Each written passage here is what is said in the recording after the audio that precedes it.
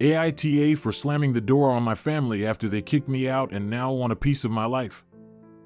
Alright, Reddit, brace yourselves. I'm 30, married to the love of my life, and we've got an 8-year-old son. We live in Los Angeles, in a house I built with my own hands, well, figuratively, but I poured everything I had into this place. It's perched on a hillside with an incredible view of the ocean. On clear evenings, I sit on our back deck and watch the sun dip below the horizon, painting the sky in these surreal colors, and I can hardly believe this is my life.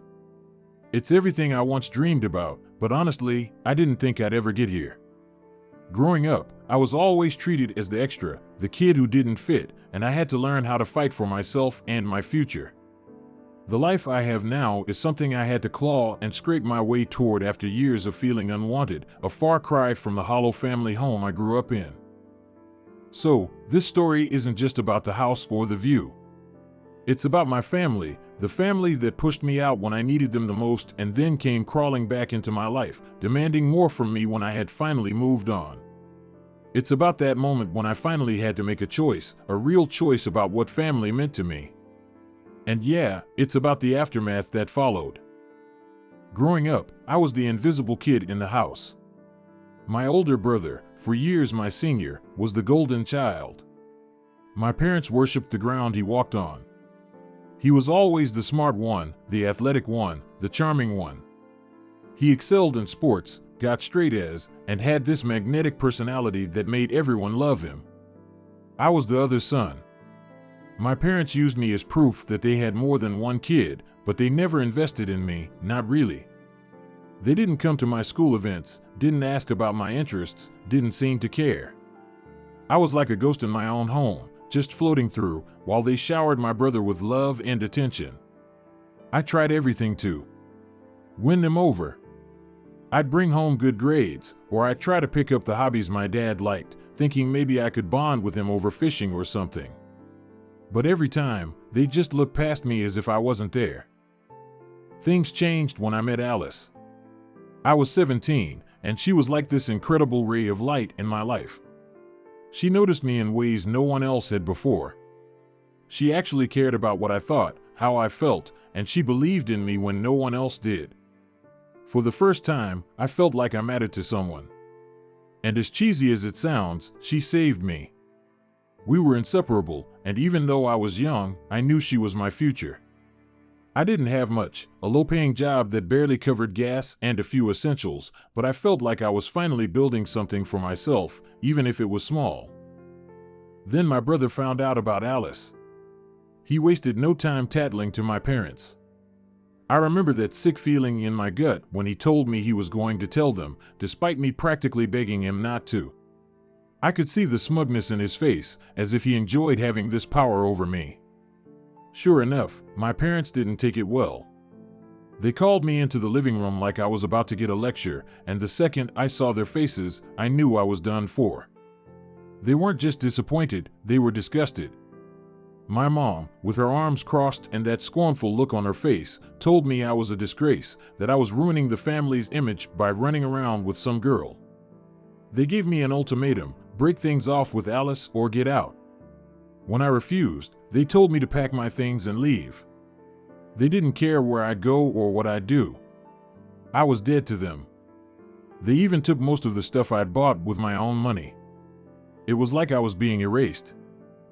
With nowhere else to go, I showed up at Alice's doorstep, barely able to process what had happened. Her parents took me in without a second thought. They gave me a bed, meals, everything. They treated me like a son, which was more than my own parents had ever done. I was grateful beyond words, but it was still a hard pill to swallow, having to rely on someone else's family for the love and support I should have gotten at home. During those months, I saw what real family looked like, and it completely changed me. Alice's parents didn't care about appearances or social status, they cared about me as a person. Those months were tough. I worked odd jobs, saved up, and eventually decided to enlist in the military. It was the only way I could think of to get my life back on track and give Alice and me a future. By the time I returned at 20, I was a different person, stronger, more focused, and more determined than ever to build a life for myself and Alice. We moved in together and started building a life. After years of saving, we found a plot of land on a hillside overlooking the ocean. It wasn't much at first, just dirt and rocks, but it was ours. We poured everything we had into turning that land into a home. We planned every detail, worked countless hours, and eventually, we had our dream house. A year after the house was finished, I proposed to Alice on the beach at sunset, with the waves crashing in the background. She said yes, and not long after, we welcomed our son into the world. Holding him for the first time, I felt a sense of purpose I'd never known. I was finally building a family that loved me back.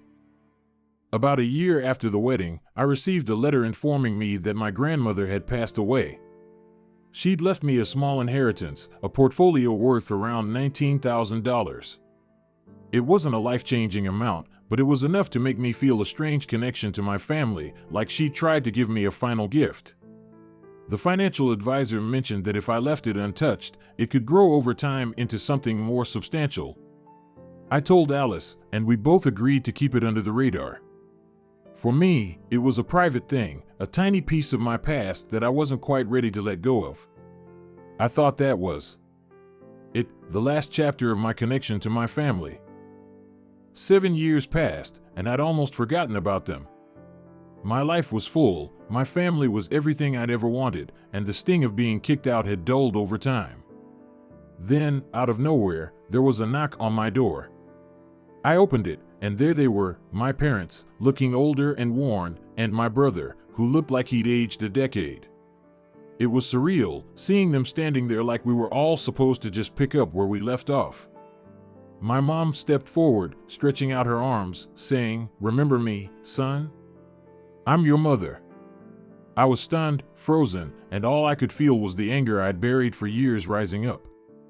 I looked her dead in the eyes and said, "I don't have a mother."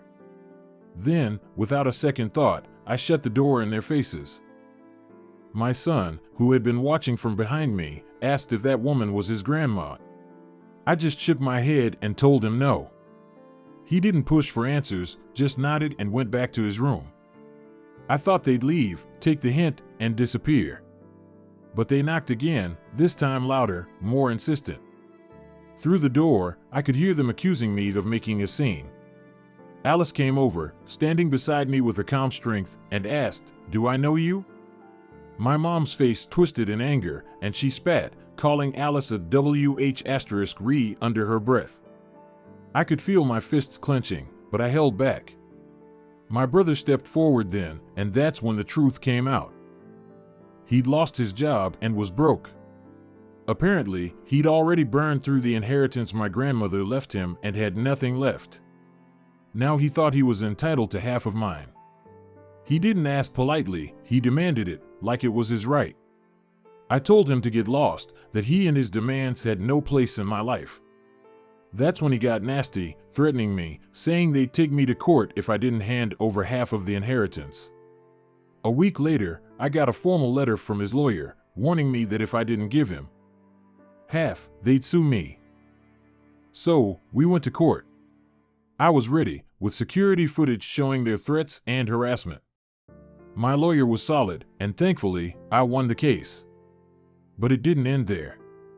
The very next day, I came home to find my security cameras smashed, wires ripped out, everything trashed. I checked the recordings on my phone, and sure enough, there they were, my parents and brother, breaking onto my property, smashing things in a rage. It was a sickening sight, like the nightmare I thought I'd left behind was clawing its way back into my life. Now, here I am, left wondering if I did the right thing. Part of me feels like I had no other choice, like I had to protect the family I'd built from the one that cast me aside. But another part of me can't help but wonder if I should have handled things differently. I mean, they were my family, for better or worse. No one else could ever fully understand the pain of being cast aside by your own parents, of feeling like you're less than nothing in their eyes. But they were still the people who brought me into this world. That's the part one can't quite shake. It's like this dark, lingering guilt, creeping in late at night when the house is quiet and I'm left alone with my thoughts. But then, I remember everything they did, the years of feeling invisible, the betrayal, the way they threw me out like trash over something as simple as dating a girl. I think about the smug look on my brother's face when he told me he'd rat me out to our parents. I remember the way my mother sneered at Alice when she came to the door, calling her names and trying to tear her down just like they always tried to tear me down. And then, worst of all, I think about how my son had to watch that. He's 8 years old, still young enough to be confused by the things adults do, but old enough to understand that something was very wrong. After the court case and the vandalism, I started wondering if maybe this was their last attempt to ruin me, their final desperate grasp at controlling my life even after all these years. They couldn't stand the thought of me being happy, of building something on my own without them. Maybe they felt humiliated that I had succeeded where they expected me to fail. My wife has been my rock through all of this.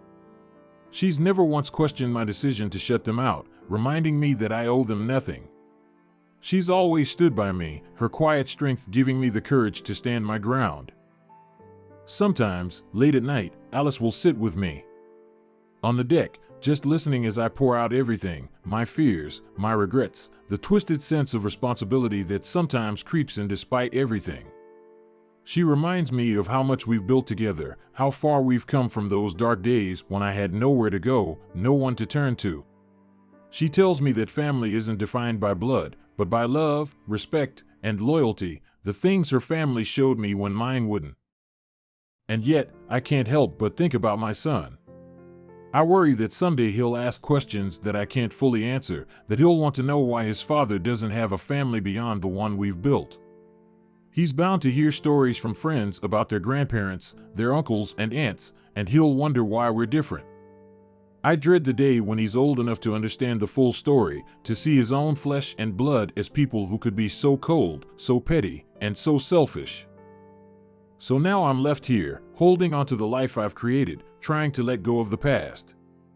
Part of me wonders if cutting them off completely was too harsh, if maybe I should have found some middle ground, some way to coexist without letting them get close enough to hurt me again. But then I think about the years I spent feeling unwanted, the pain they inflicted without a second thought, and I know I did what I had to do to protect myself, to protect my family. But the guilt lingers, gnawing at the edges of my happiness. I keep thinking that one day I might need to face it head on, that maybe I'll have to let go of the anger I carry, even if I never let them back into my life. Maybe I need to forgive them, not for their sake, but for mine. To find some way to be truly free of them, so their memory doesn't haunt the life I've worked so hard to build. And so, here I am, wondering if I did the right thing.